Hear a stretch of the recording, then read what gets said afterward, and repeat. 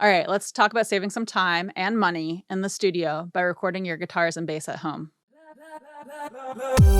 So last week we talked about DIs, including active versus passive DIs and when to use each and what they're good for, how DIs work in terms of, what they do for us and why we use them. And so today I want to build upon that a little because what we're going to talk about is how to use these to record your guitar takes and your bass takes at home so that you can do it in the comfort of your home. You can save some time in the studio, have these takes ready to go to send to your producer, and you won't have to spend as much money, hopefully, in the recording studio to get a good professional sound. And the reason why this works, this is for electric guitars and bass, by the way, not for acoustic.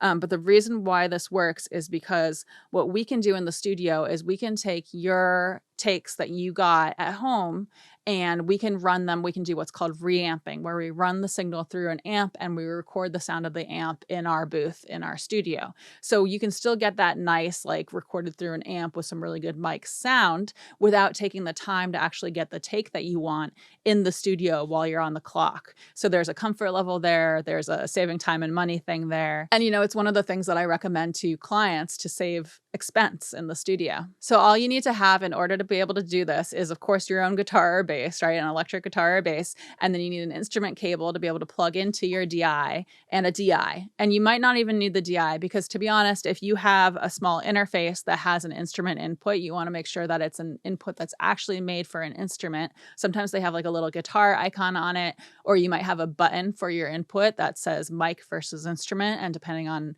whether it's pushed in or not pushed in, it'll be one or the other. If you have that, then basically you have a DI built into your interface and you're all good. So you might not need a physical separate DI, but if you have something that has the capability to plug an instrument into, then you basically have the same type of thing just built into your system. All right, so I'm going to be showing you how to do this today in Pro Tools in my example session for YouTube. And that's because this is my DAW. This is what I'm comfortable in, what I know best. You could always do this in another DAW if you're comfortable doing so. Just keep in mind the concepts, right? And apply it to your DAW. But there is a free version of Pro Tools. So if you do not have a DAW that you're super attached to already, you might want to try the free version of Pro Tools because you should be able to have enough tracks in Pro Tools to do this really easily. So what I'm going to actually do, I'm going to actually make all these tracks. I'm going to hide and make these inactive.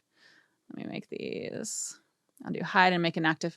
So what I do is with every session, I recommend making a stereo master fader. So I do Command-Shift-N, and then you can either choose stereo master fader. I'm going to create an audio track for my guitar here. Actually, I'm gonna use my uke as an example because it's right here. So it's gonna be quick to grab and easy to grab. So with a guitar or a bass or an electric uke or whatever your instrument is, it's gonna be a mono signal, right? There's just one signal running through that cable. So it's a mono track that you want to create. If you create a stereo, it's not the end of the world, but you'll probably have it all on one side and it'll be kind of annoying and you'll be generating twice as much data as you actually need. So just a mono track. I'm gonna set this output to match my output for my master fader. And I'm going to set the input for my DI input. So I'm not going to use either of these that I have on the desk right now, but I know that I have a DI that's set to input 4 on my system. So that DI is actually an active DI. So I'm actually going to switch over to my console software here and I'm going to turn that on. So now it's on, it's ready to go. And you might have an interface with like a plus 48 volts button. That's how you would do that if you're using an active DI that requires power. All right, so now I'm going to grab my uke and an instrument cable, and I'm going to plug that uke into the DI. All right, so now I'm all plugged in. She's little and cute. I didn't want to be holding like my giant bass, and it's kind of unwieldy. I figured this would be good and little for the example for the video here. So what I'm going to do is I'm going to record enable my track. And there she is. Okay, so we're getting signal in. And if I want to adjust the levels, like if this is distorting or if it's really quiet, then I would adjust that on my preamp. So if I plugged into a physical preamp, I would adjust it on the knob on the preamp. This is a physical preamp, but I have software to manage it. So I actually have a preamp knob right here. So I can turn this up and you'll notice this will probably distort, right? And you can see it clipping there, and we'll also see it in Pro Tools. There it is, right? So it's distorted. So what you want to make sure is that you're not distorting on the input. So you don't want it to get so loud that it lights up red at the top. That's kind of the big thing. So I'm going to dial this back so it's not doing that. And I'm safe if I go kind of wild. That wasn't wild. haven't even tuned this. All right, now that I took that intermission to tune. All right, so you've tuned your instrument, you've plugged it in with a 1/4-inch instrument cable, right? That's very important. I have a video that's all about different cable types too, so I'll put a card on the screen and a link to that in the description. But you want to use an instrument cable and you want to plug into your DI or your instrument input on your interface if you have one of those.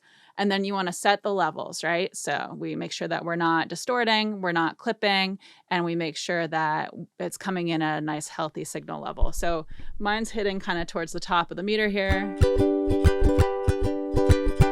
So that's pretty good. It's kind of going towards the top. I'm happy with that. I can always compress it a little if I want, or bring it up a little later if I want. You just don't want it to be way down at the bottom here, because if you're towards the bottom part of the meter, then what's going to happen is when you turn it up, you're going to get noise that comes in. It's going to be like a tss. Okay, so you want to set your levels.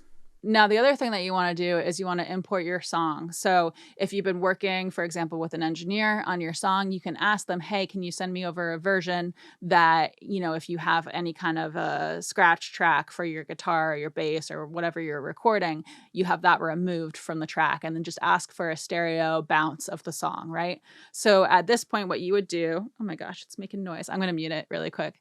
What you would do is you would import that song so you can play along with it, right? So what I'm going to do is do Command-Shift-I, and that gets the import audio dialog. You can also go File, Import Audio, and then you find the song, right? So you want to go find the song on your computer. You want to click on it. If it needs to be copied or converted, hit copy or convert here. I don't recommend clicking add, because what that does is it just references the song from wherever it is on your computer, and it doesn't actually add it to your audio files in your session. And if you then try to move the session, it makes things a little more difficult.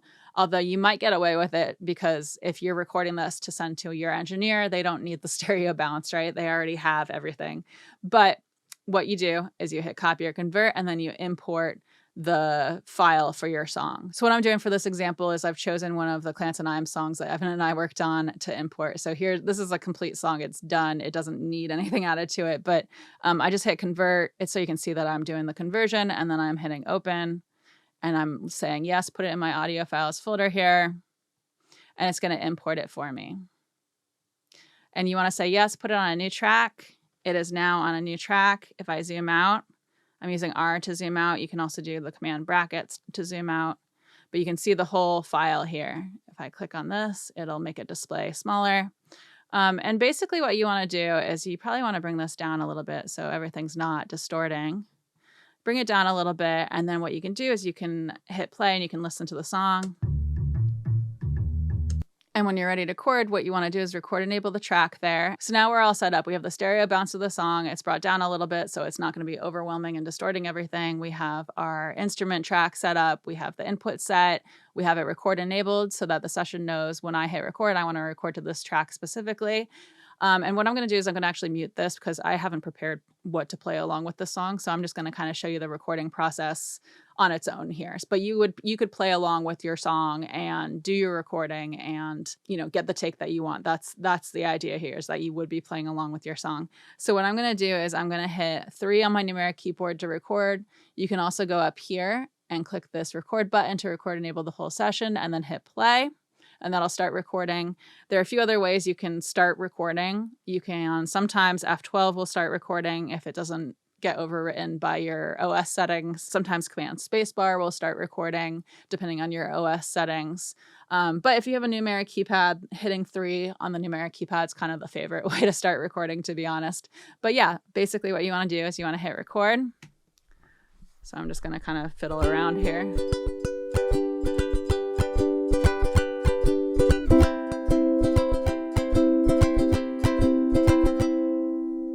So there's like a little take that I did. Oop, I bumped the cable and made some noise. So you get your takes, and what you can do is, let's say I did a whole pass through of the song and I was like, okay, that was okay, but I messed up in one or two spots. What you can do is you can click on this right side here where the little triangle is on your instrument track, and what you want to do is go to new. And that's what's called playlisting. So that creates another playlist for us to do a second take. So now I'm going to do my second take.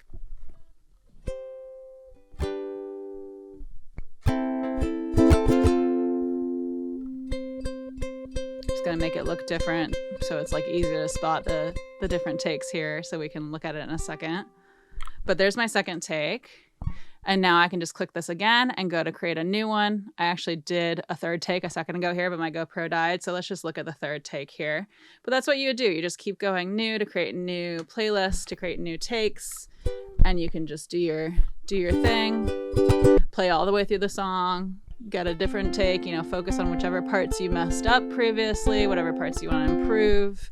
And that's kind of the idea. You just keep going till you feel like you've done a good job on mostly everything. And usually what happens is people do a number of takes, and then, the last one's usually kind of one of the better ones, after you've done a few, as long as you're not going so like too far and doing a whole bunch and then you start getting tired, right? But a lot of times, you do a few and you're kind of warming up with the first couple, and then like once you hit like 3 or 4 takes, you start to kind of having your peak performance. So a lot of times that's what we then use as the basis for our comp. And a comp is just what we call the version that is multiple takes comped together. So all the good parts put together. So I'm going to show you how to do that really quickly. So in theory, you could send this session to your engineer and they could comp it together and everything would be great. But you might want to choose how you want it to be. And, it might make sense for you to be the one to choose what to keep, what gets into the final take, So what I'm going to do is I'm going to unrecord enable this track.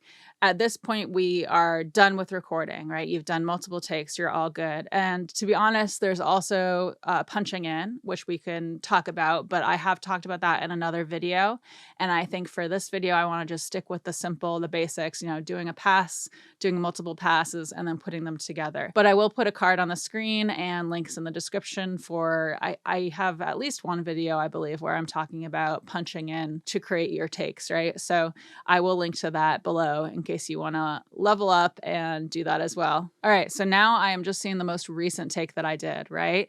So what I want to do is make it so I can see all of them. So I'm going to go where it says waveform here. If you don't see this waveform, you can drag your track and make it taller, and then you should be able to see it. But you want to click it and just go to playlists. And you'll notice all our other takes are here, right? So here are all our beautiful takes. And what I usually do is I will go to create a whole new playlist, and I might duplicate, if this is the most recent one that like felt the most solid to me, I'll probably duplicate it, or you can just create a whole new one. But if I duplicate it, I'm going to name it comp, and I would name it comp if I was just creating a new one as well. And so now this one is exactly the same as this one. So what happens is if I want to push up any of these takes and it overlaps this and takes over, it's fine because I have this take here if I want to go back to it, right? The idea is that you want to have all the takes that you did down here and you're choosing which parts of which ones to put in the final version of the song. So you just want to go through and listen. So I can listen to this one, for example. And I can be like, yeah, I want that part up here. And then maybe I'll listen to this one. And maybe I want, it's so funny, I haven't played uke in a while. And then I'll go and listen to this one maybe. Ooh, yeah, love that noise right there, right? Let me put it up. But you just kind of go through and find the parts that you like. And maybe I'll leave that there, and you put together, assemble the comp that you like, right? That's the basic idea. And then once you have it how you like it, you want to make sure you're not soloing any of these sub playlists here and switch it back to waveform. I clicked on marker by accident. Click it back to waveform. And now you have a take for your instrument that it goes alongside your track that you've been working on. And so now you can send this session to your engineer or bounce out this audio file. I would probably, to be honest, prefer somebody sending me the whole session here because what I can do is just import this track with all the sub playlists as well. And then if we later go, oh, what if we took a different take for that one part? We can go find it, right? Whereas if you just bounce out this audio file, they just have the version that you comp together, which, depending on your workflow, you might like the commitment of doing that, or you might not want to do that, right? So just whichever way you prefer, I would go with. And another thing to keep in mind, your engineer can do this as well, but you might want to add fades to everything. So wherever there is a breakpoint, meaning one clip goes into another, you want to add fades so that you don't get speaker pops. And that's just because, if we have an edit somewhere where for example, like right here, where the waveform is at a non-zero point, and, maybe the thing leading up to it is at a different spot, what's going to happen is it's going to tell the speaker to go from 0 to out that far, and it can cause a speaker pop. It doesn't every time, but it can. So it's a good habit to add fades wherever there's a breakpoint. And one really quick way to do that is to highlight the whole thing and do Command F, and then you can set the length for your fades and your crossfades, and then just hit OK. And now it's added fades for me. So if I hit Enter to go to the beginning, Command brackets to zoom way in, we can see these fades. And if I do Tab to go through this session, I can see the crossfade there, crossfade there, crossfade there. So there's no spot where there's just a line without a crossfade, right? That's a good habit, but also, your engineer can do that for you. And, on a side note, I do have a video that's all about comping using target playlists. So I will link that. That's a slightly different comping method. This is kind of what I think of as the easier, the simpler way to comp, because I don't know, to me it seems simpler because it's like you have the visual there, you don't have to remember things in your head as much. It's kind of like straightforward, the structure of how it works to me. But you can use target playlists to comp. It's kind of like what I would consider a more advanced technique, but I do have a video on it. So I'll put a card on the screen for that if I have cards left, and I'll put it in the description as well.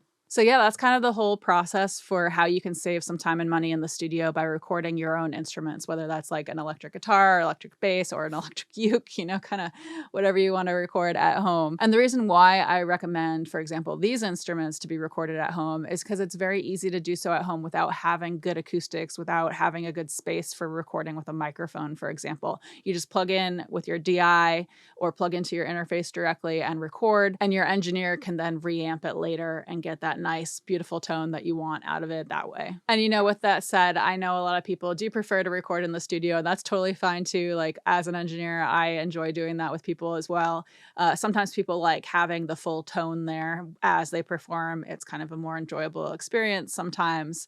But if you're looking to save money, this is a great way to do it. So yeah, that's kind of it. To summarize, if you need a DI to plug into your system, get a DI. If your interface has an instrument input, then you can plug directly into the interface. And then, if you're not attached to a DAW, I would check out the Pro Tools free version, because this, it just requires a couple tracks. You don't need the premium version to do this. I believe you can do playlisting with the free version, but let me know in the comments below if anyone's used the free version and has run into trouble with playlisting, because I could be wrong about the playlisting thing, but I know you have enough tracks to do this in the free version of Pro Tools, so that's good. But I think it comes with some playlisting functionality, so try that out. And then, once you're plugged in, you want to set those levels. You want to create a mono track to record your instrument to. You want to import your stereo bounce of your song to play along with, and then set to work recording your takes. And then you can either send it to your producer or engineer, or you can comp them and then send them to your producer or engineer. So I hope this helps someone out there. Let me know if you have any trouble, if you have any questions. Feel free to chime in the comments below. I want to have a bit of a community where we all help each other out here. So enjoy yourselves. Happy recording. I hope this helps someone out there. Feel free to chime in the comments if you have anything to add or any questions, comments, concerns, stuff like that. I want to have a community where we all help each other explore this stuff. With that said, I do have a Patreon. So it's patreon.com/CatoNoise, and my patrons get access to additional content. We have a Discord server we're hanging out on. That's kind of been the big focus lately for me. We have a book club on the Discord server. I post early release videos on there. And, check that out if you feel so inclined. And other than that, I come out with new videos every Wednesday. And thank you so much for hanging out. Okay. I'm still kind of in crunch time with my work. I think it's starting to kind of chill out, but I gotta update some songs and send them back to people. So I'm gonna go do that. And I hope you're all happy and having fun and making music and doing whatever else you enjoy with audio. And I'll talk to you later. Bye.